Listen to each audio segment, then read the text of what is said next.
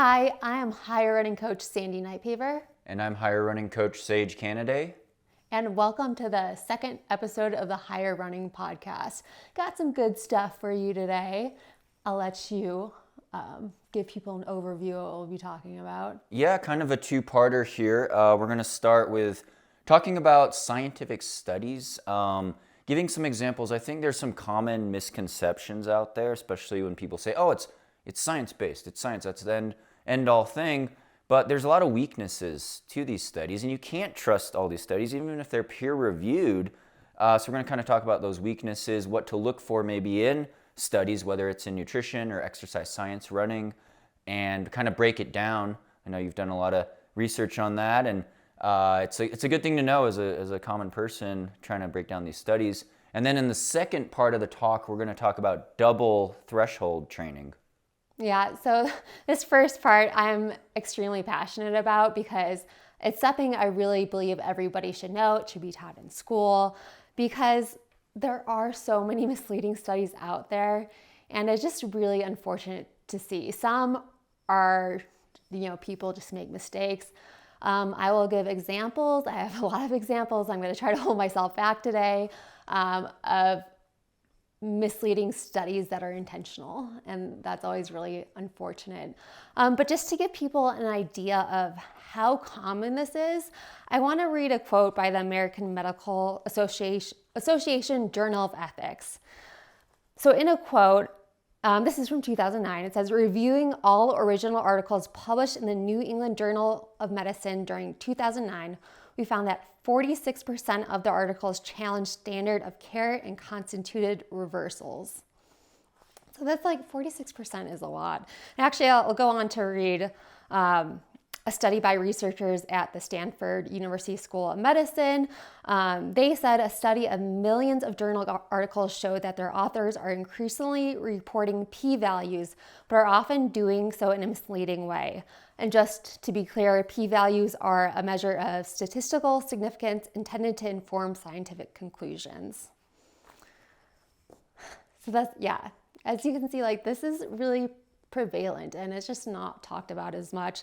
I also will suggest reading a paper called Why Most Published Research Findings Are False, and that's by Dr. John Nonotis, and he's a professor of disease prevention and of health research and policy and co-director of the Meta Research Innovation Center at Stanford. So again, that paper is called Why Most Published Research Findings Are False.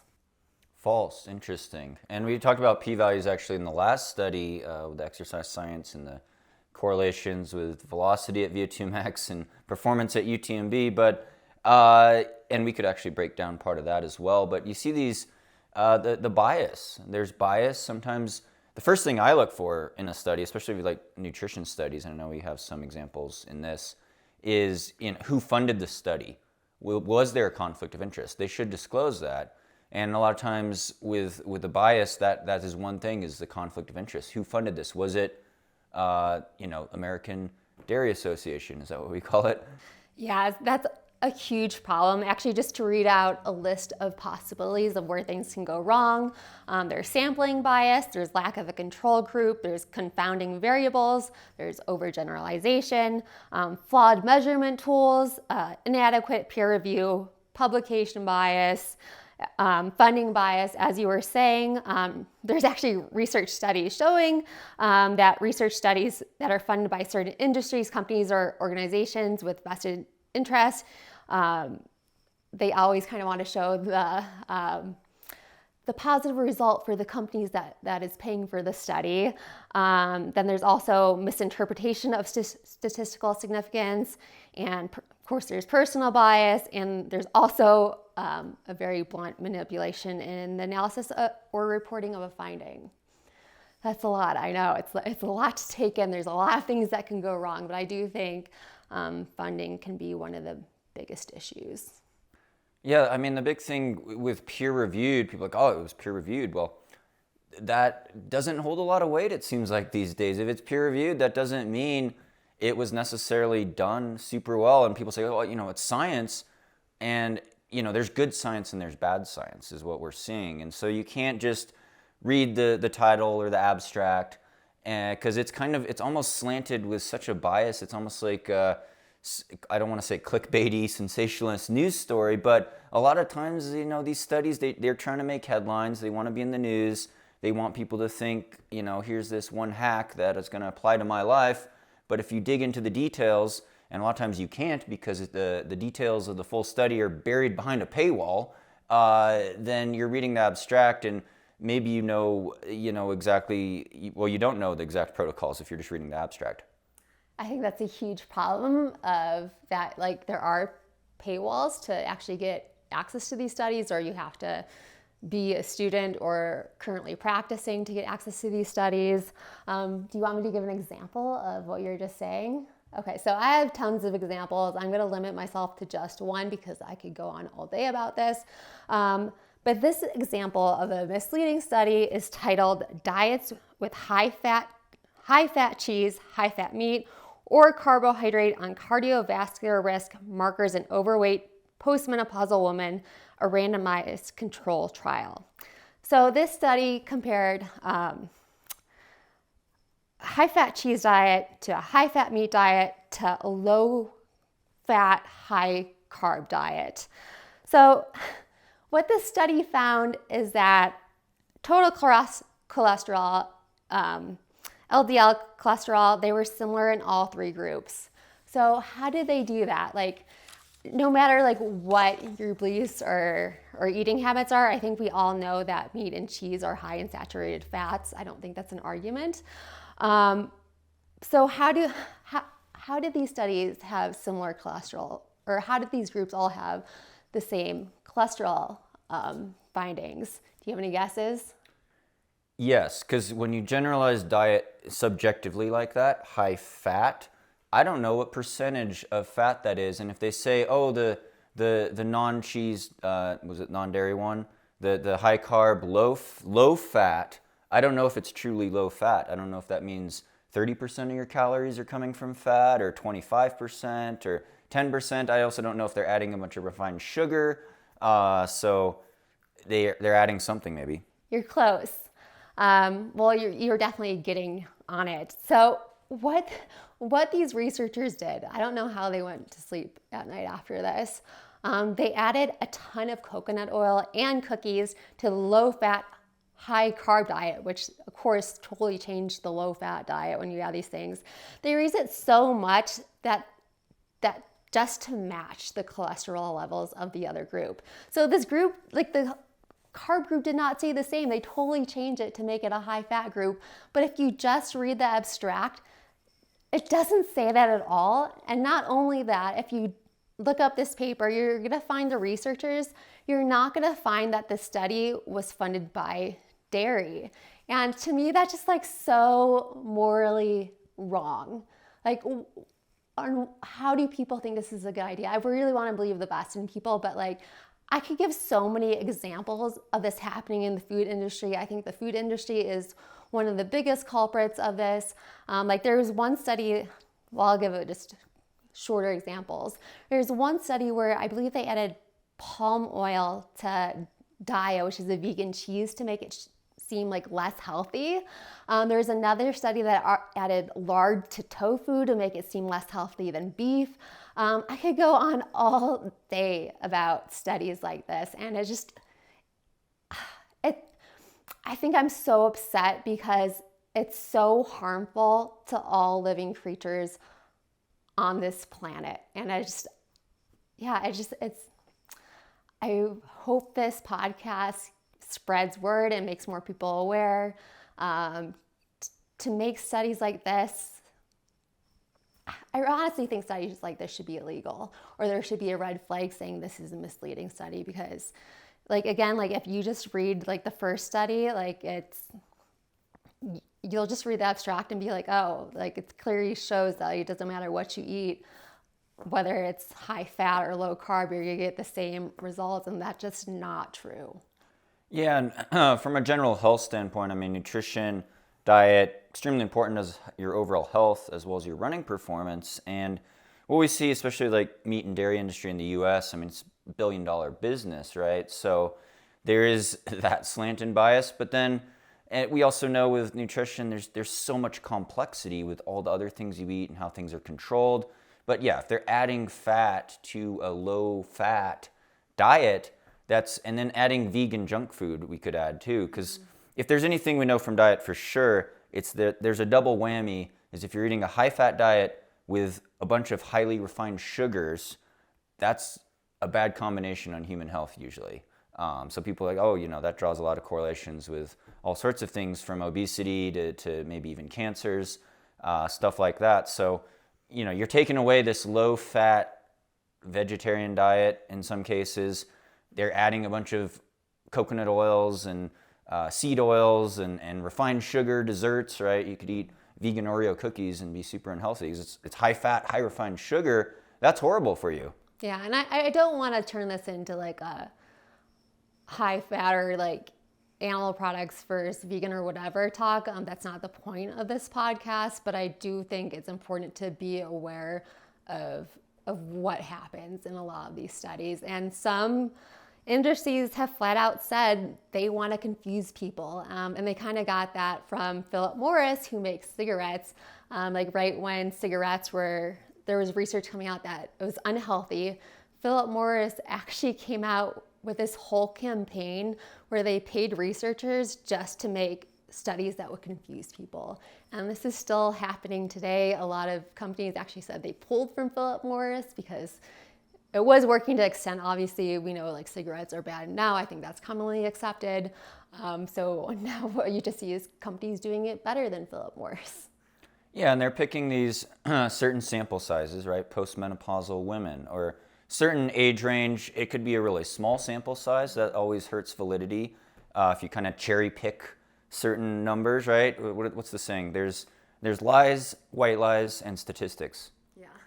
Yeah, exactly. And I do want to say, I think with most running studies, I don't think there's this level of purposely misleading people. I just think sometimes there are mistakes or small sample size, or just people like don't consider all the different factors going into it. One example I can think of for a running study, which I had trouble finding again, but I read an article, I think it was some running magazine article where they cited a study where for 1 week, they had runners try to change their form, and after 1 week, what they found was that it didn't improve their running efficiency at all.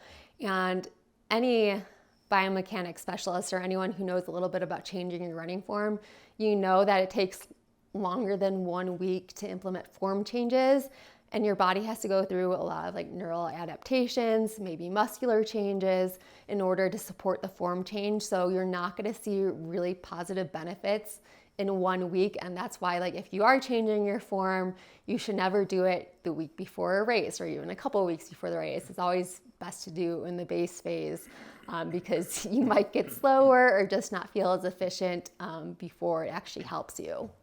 Yeah, I mean, running economy, we were talking about it in the last podcast with variable running economy, and people had brought up, if you change your form, and they probably referenced this study, it could have negative effects on your running economy, and it very well could.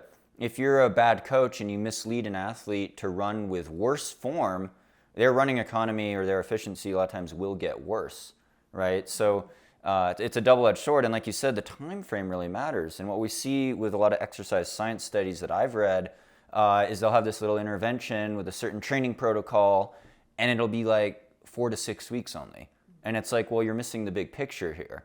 And then it's like, okay, what did these athletes do in the weeks and months before that, So like there's this huge bias where they're trying to take the snapshot and perfect.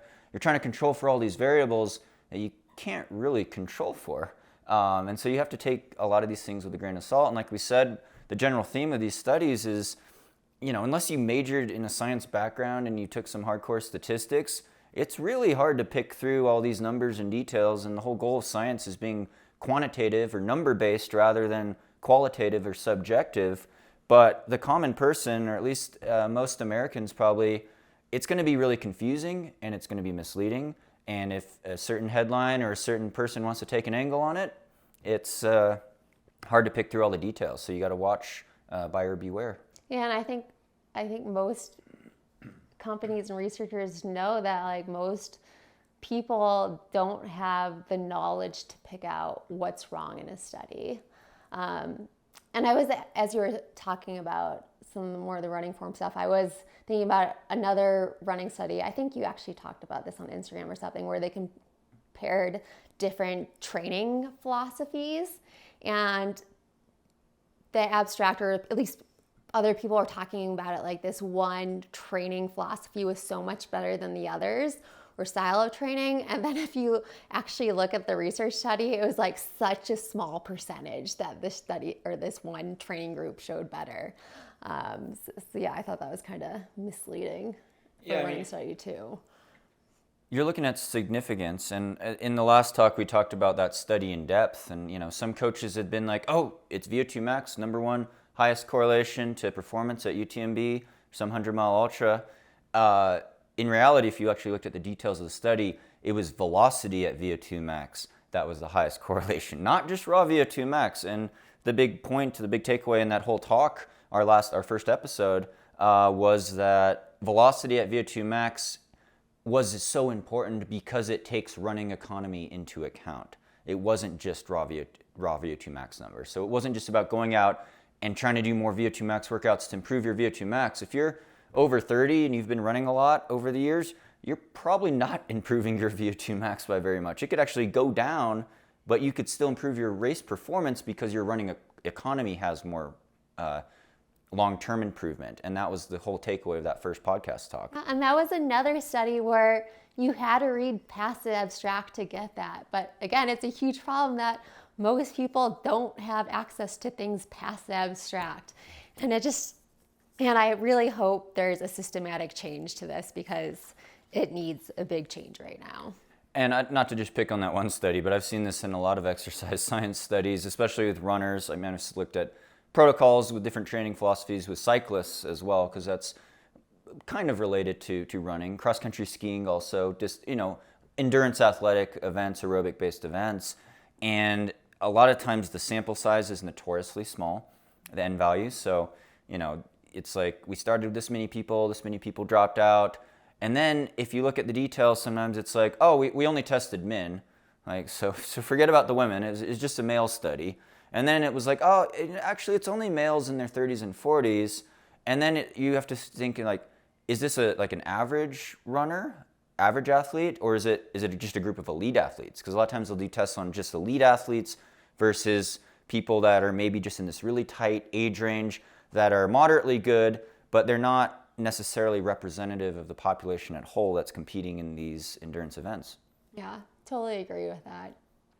I feel like I got out what I needed to say. Like, I could keep going, but I feel like I got out the important points, and I don't want to. Do you have anything else to add to that?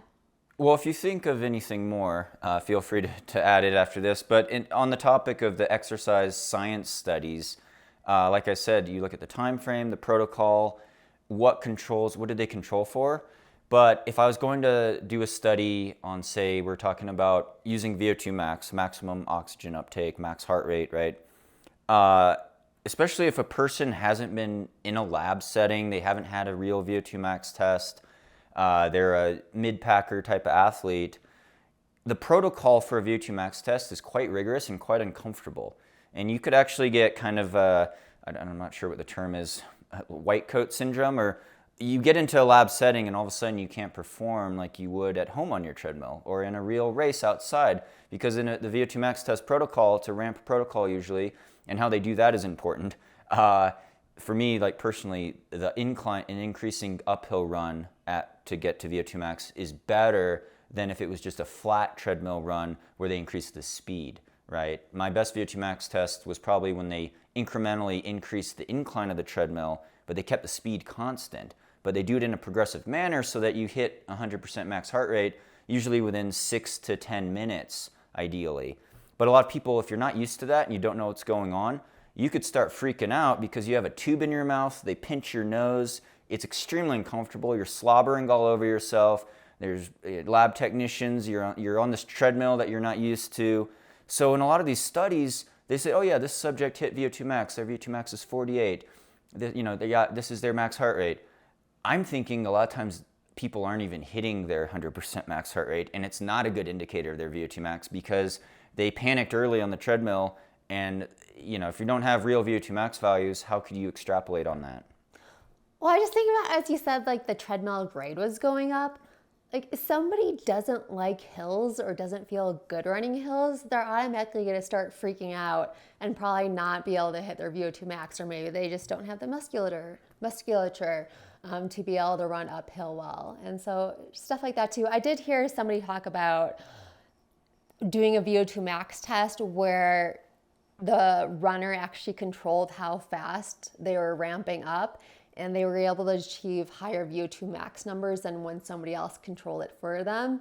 And I understand that. I think there's more, like I just think even for myself, I would probably be more relaxed being able to ramp it up for myself. And because of that, I would probably be able to reach a higher VO2 max during a test. Yeah, I mean, I'm thinking people aren't even hitting their 100% max heart rate on a lot of these tests. And, sometimes it's on my last test was on a stationary bike, cycling, and I couldn't get out of the saddle, which automatically lowered my points significantly because I like to get out of the saddle when I'm riding a bike. But I wasn't used to riding a bike because I'm a runner, and so my musculature, like you said, if you're not used to climbing or you're not used to cycling, and that's how they're testing people, you're probably not going to hit VO2 max for sure because your leg muscles are going to get tired before your cardiovascular system does. This is something I've heard triathletes talk about when they do VO2 max test or lactate, or like not lactate threshold like in the lab test, but like the 30-minute test, where they say like you have to test running and biking separately because you're going to get different numbers for both tests. And so again, I feel like that's a common thing for triathletes to know, but not for runners. So just pointing that out.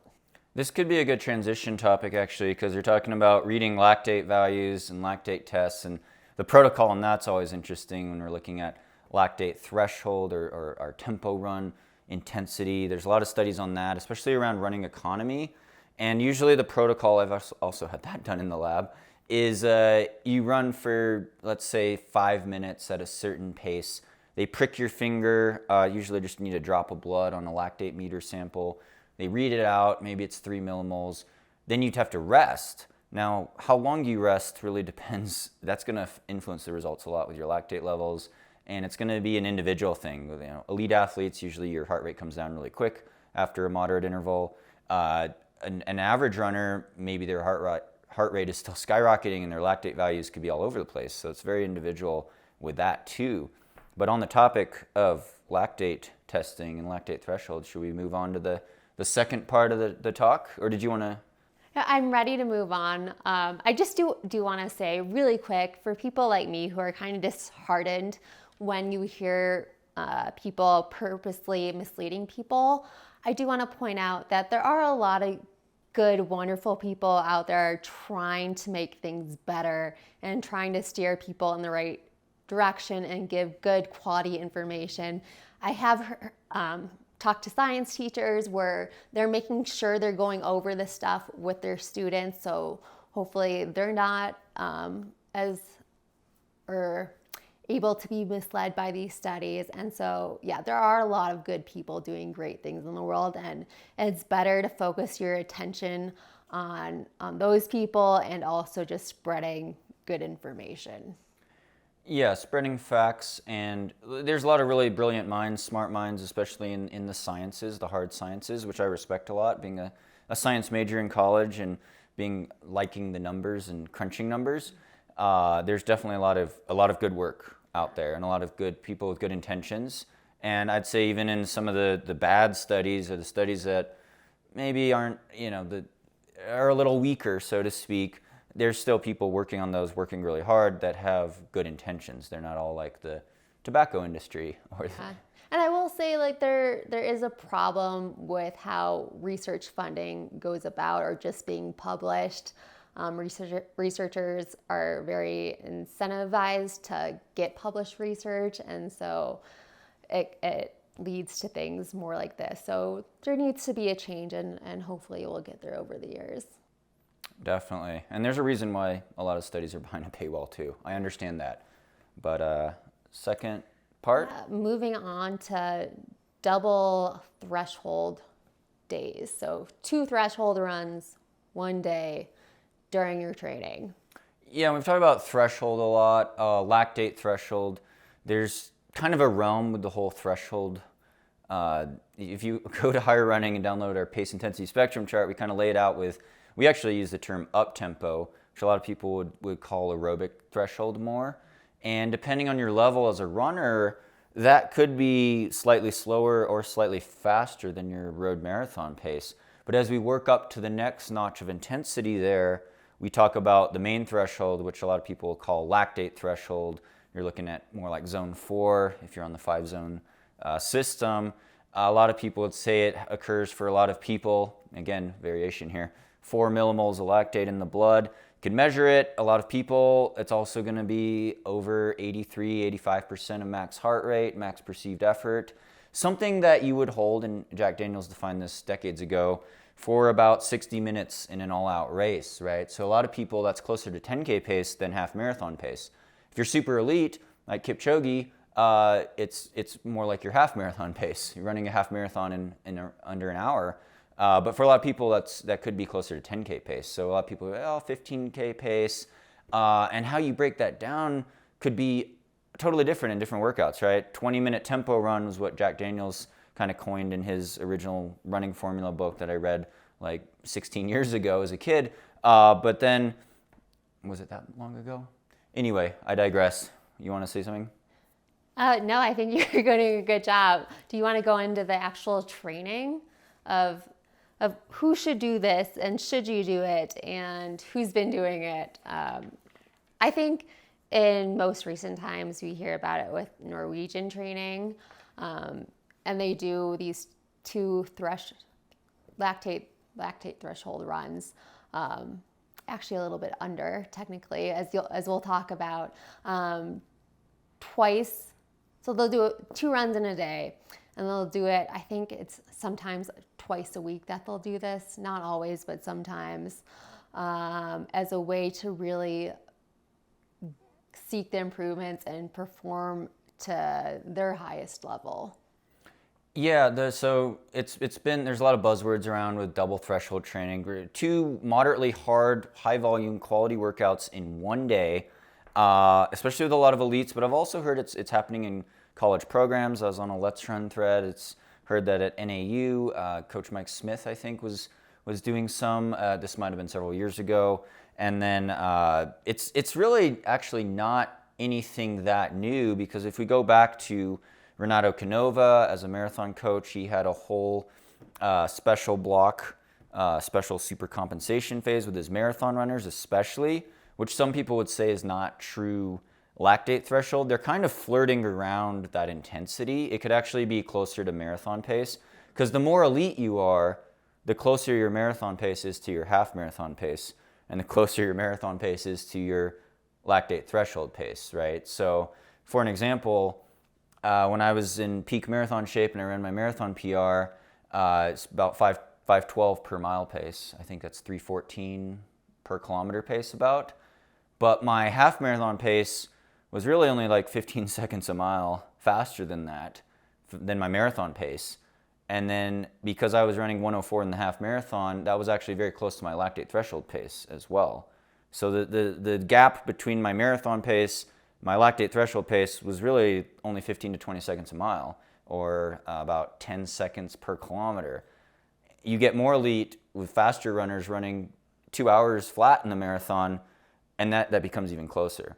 Whereas if you're a more beginner runner and you're doing, let's say you do a 5-hour marathon or a 4:30 marathon, you could probably go out the door every day and run that pace, and not be even close to 4 millimoles of lactate, 3 millimoles of lactate, and it's not your threshold. You need to work up your aerobic base first. One point I really want to emphasize with what you're saying is that even for elites, often one of the first workouts is closer to marathon pace than even half marathon pace. And so, and it's not there's some of them aren't long workouts. I think a classic example is like 5 times 6 minutes, maybe a 2-minute recovery, and they're doing those at marathon pace. So 30 minutes broken up into 6-minute intervals with a recovery at marathon pace, that's not a hard workout. Yeah, you'll feel it a little bit. It's not going to be easy, but it's not going to be hard. Yeah, and for elites, and the lactate values are very individual, but they found, especially with that, let's say it's 5 times 2K, they're probably doing about 2-kilometer repeats in about 6 flat, because a lot of times these world-class runners, 3 minutes per kilometer pace is not too far from their marathon pace. Which it is harder as you're a faster marathon runner, as an elite, but it's also easier in the sense that you've been running higher mileage, you have more experience level, you're not at lactate threshold in that first workout example. So 5 times 2K, even with a short rest, even with a 2-minute rest, 5 times 6 minutes at marathon pace, they're keeping their lactate maybe under 3 millimoles. So not even at the threshold of 4 millimoles, which it would be for a lot of people. So I think the common runner, if they see that, they're going to go out and try to blast these 6-minute repeats all out at like 10K pace, and they could flood their system with lactate. They could be at 5 millimoles. And that would be a big session for a lot of people. I was going to say, I feel that one of my most important jobs as a coach is to slow people down in workouts. I know that most runners, no matter their level, they want to go too hard in their speed workouts, and that prevents them from being able to have future quality sessions, not even the same day, but like later in the week. It's harder to recover, or they just don't feel as good for like the next session. And so, I know a lot of people just want to even finish tempos and do like the last few minutes as hard as possible just to show that they can do it. But that's not a great way to train. It's much better to hold back, and you're going to find that if you get used to holding back and staying in control and actually going at the right effort for their run, you're going to be able to handle more training over time. Yeah, and then we're not even done yet, because that was the morning session. So now we're looking at doubling back in the same day for an evening session. And let's say we're going off the lead example. They did 5 times 2-kilometer repeats and 6 flat in the morning with 2-minute rest. Maybe they did it on track. Maybe they did it in carbon fiber shoes. That's a difference I want to talk about later too. Then in this evening, and think this is a full-time runner. They're napping in between. They're getting a massage. They're hydrating. They're not working full-time. They're probably not taking care of necessarily having to do other chores and stuff like that, or work, or taking care of kids. They're napping in between, resting their legs up. Then they go out in the evening and they do 8 to 10 by a kilometer on the track, or they do 600-meter repeats. I guess a lot of times they'll do the faster one in the morning and then the shorter intervals in the evening. You could switch it up though. Yeah, I was looking it up, and I think it depends. I've seen it done both ways. Well, if we go with like the Ingebrigtsens, a lot of times later on in the week they also do 200-meter hill repeats. So there's that too. And how you manipulate the rest and the duration of the interval is very important. But with threshold training, generally you're looking of doing repeats of at least 600 meters or 90 seconds in duration. And usually it's more like you think of the 4 times 5 minutes or 5 times 6 minutes, 2-kilometer repeats. It could even be like 3 times 10 minutes, 3 times 8 minutes, critical velocity. I don't want to get into critical velocity, actually. That's even a notch up. But they could be doing, if you're doing a shorter interval, generally the shorter intervals are going to be a little bit faster, and that could be closer to half marathon race pace. It could be approaching 4 millimoles of lactate, could be closer to the lactate threshold. It still might be slightly below that though for an elite. And that's why the struggle though is that you're doing a lot of volume, right? 10 by a kilometer on the track, that's 6.2 miles, 10K worth of work, quality work on the track, and they're doing it with a short rest, and that's their second hard session, moderately hard session of the day, after already doing 30 minutes of threshold, zone 3, up-tempo in the morning. And that brings us to the main point of why people do double threshold sessions, is because they can handle more volume at this intensity. As I said, sometimes they do it once a week, a lot of times in Norwegian training, they do it twice a week. And yeah, that's the main reason they can handle more intensity. It goes back to, I don't want to say it's exactly like Renato Canova's special block. It's similar. But because a lot of times Canova's athletes were focusing on the marathon, whereas maybe the Ingebrigtsens or some other athletes, collegiate athletes, are focusing on the 5K on the track, or 1500 even middle distance specialists. But it also goes back to, like, there was a concept called the Chinese method of crash training, that where you do these really hard special blocks, maybe all these workouts all at once in a day, and then you rest, and then you have good super compensation or good fitness boosts because you just wrecked yourself. And it's really playing with fire because you're adding a lot of skeletal muscular stress. And the main reason I think they do it is more for the skeletal muscular stress and the muscle development rather than just trying to develop the aerobic system. The heart and lungs could take a beating. You don't have to worry about having moderate heart rate spikes a lot as long as you're healthy, but your joints, your muscles, your tendons, your bones are more susceptible to the impact force of running fast at that intensity for that volume. And so if you don't have the aerobic base to support it, if you don't have the mileage base to support it, you don't have the time to recover between these quality workouts in the same day to support it. And I say aerobic base, I'm looking at people that running well over 100K a week, 62 miles a week.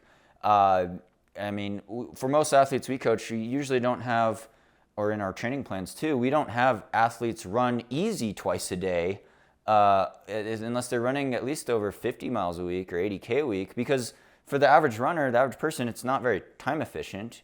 You have to shower twice a day maybe, you have to juggle it between your work schedule, you have to get up super early in the morning. It's very stressful to run twice a day, and it's usually for most people very unnecessary, right? You get more benefit from doing one 8-mile easy run than trying to do like a 4-mile run and then a 5-mile run, even though the latter example you're running 9 miles instead of 8 miles. Yeah, exactly. And what you said about, the heart and lungs, they can take a beating. It's your muscular system that you have to worry about.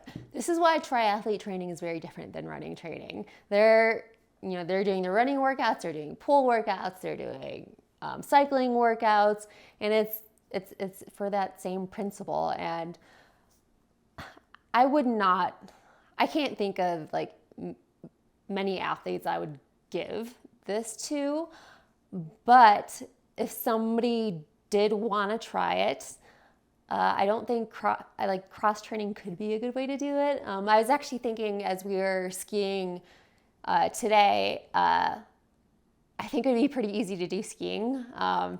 Just because I think I could do a running workout in the morning, and then in the afternoon if we go skiing, our ski resort starts at over 10,000 feet and, we're going uphill. And it's hard to keep my heart rate down going uphill sometimes. And so I think I can naturally get that stimulus without putting a lot of stress on my body at all. But I think you could do the same thing with cycling or really any form of cross training, maybe even running uphill. I was also thinking when we lived in Boulder, there was times I would do morning workouts and then later in the day I would do a group run. And if we're running up Green Mountain and I got caught up with some fast people, I definitely went harder than easy. And so that was a way to do it. But I will say that was risky and that probably tired me out too much. And would you do it in your own training? Would you try it out? I have, and as I get into more sports, you're talking about uphill skiing, first of all, like alpine touring, skimo. The key takeaway there, though, is the non-impact component to the second workout. So people talk about, running uphill on a treadmill. It's harder maybe on your calf muscles and Achilles, but I'd power hike on a treadmill because our treadmill goes up to 20% or 40%. But just power hiking, I get my heart rate up almost just as high, but I've reduced the impact force. It's the same thing with people that want to maybe spin on their bike. They want to go on Zwift. They get competitive. You could get some good heart rate spikes swimming, riding a bike, cross-country skiing, alpine touring, running uphill. I'm thinking back to my, I was in the same high school class as Galen Rupp. And of course, his coach was Alberto Salazar, even in high school.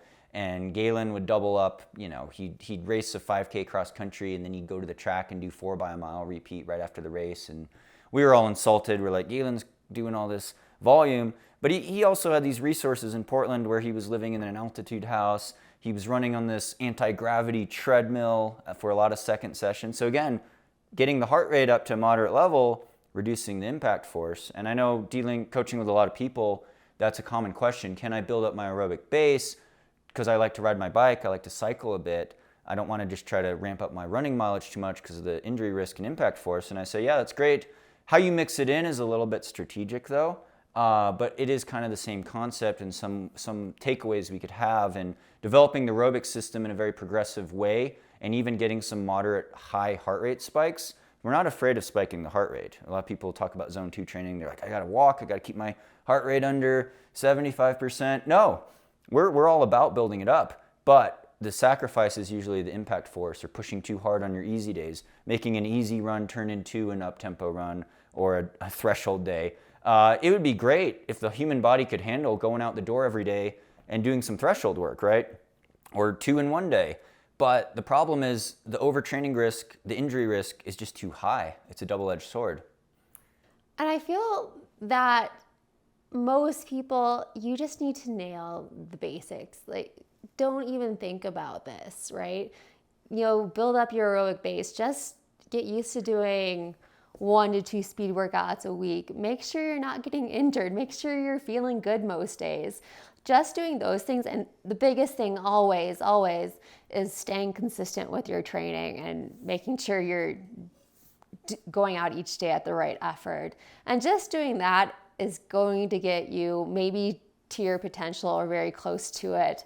And then only if you have the time, only if you're not injury prone, only if you're already used to doing doubles and totally fine with it, then would I think about maybe adding in double threshold days. Totally agree. And, the final takeaway with that is, I think it needs to be said, because I think other coaches might shoo around this for whatever reason, is that there are probably some elites on this protocol that also perhaps could be on performance-enhancing drugs. And if you were on performance-enhancing drugs, this is exactly what you would want to do, because you could recover faster, you get the bigger gains. It's like the weightlifter on steroids. The reason they have to lift weights like crazy to bulk up, because they're on steroids. You have to put in extra work actually, but the drugs allow you to recover faster at an abnormal rate. So the reason why people sometimes could handle crazy high intensity, high volume, not get injured, could be because of performance enhancing drugs. The other thing that crossed my mind, besides all these other modalities like underwater treadmills, anti-gravity treadmills, and somewhat improved diet and nutrition, that's debatable. But anyway, I digress.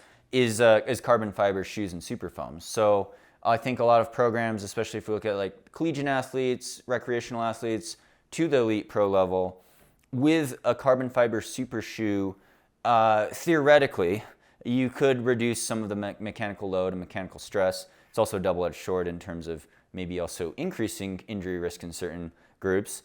But because of the influx of carbon fiber super shoes in the last several years, I think people could get away with running maybe double threshold sessions that they wouldn't have been able to do before because of the technology. Yeah, and I totally agree with all of that. But I think the big takeaway is that most people should not be doing it.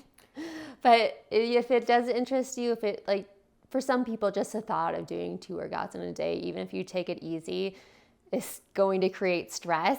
I know I run in the morning because as I work and just answer emails or trading plans most of the day, I am mentally fatigued by the end of the day. Even if you enjoy your work, that's true. And so the thought of finishing up my work for the day and putting in another effort, that sounds very stressful to me. And if something feels stressful, you probably shouldn't be doing it. Exactly. Yeah, it's a lot to take on. I feel good about that. Do you want to end here for today? Yeah, I think that's a good closing period for the podcast here. I do want to say we do have our Higher Running Premium membership. If you join our premium membership, you have access to all of our training plans, and you can ask us your training questions whenever you want, and you can find that on higherrunning.com. Yep, and we also have the course, and we sell training plans for any service, any distance. Thanks so much for tuning in. If you're listening to the audio version on whatever platform, we're trying to distribute it more, and share the link. It really helps us out a lot, as well as if you're watching this on YouTube or other social media. Thanks for liking these and subscribing, and we love to hear your comments and feedback too. So we want to keep the momentum going with different forms of media. This is really great because Coach Sandi and I could talk together and share this more in-depth analysis in the podcast. So thank you. We appreciate you. Thank you so much.